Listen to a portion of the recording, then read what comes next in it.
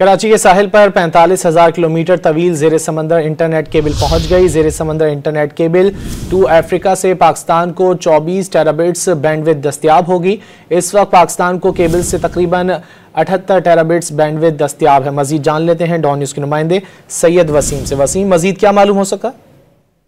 जी बिल्कुल, कराची के साहिल पर 45,000 किलोमीटर तवील ज़ेर समंदर इंटरनेट केबल जो है वो पहुंचा दिया गया है और इस ज़ेर समंदर इंटरनेट केबल की जो अफ्रीका से पाकिस्तान को जो है वो 24 टेराबाइट्स बैंडविड्थ दस्तियाब होगी। इस वक्त पाकिस्तान को 7 केबल से तकरीबन 8 टेराबाइट बैंडविड्थ दस्तियाब थी।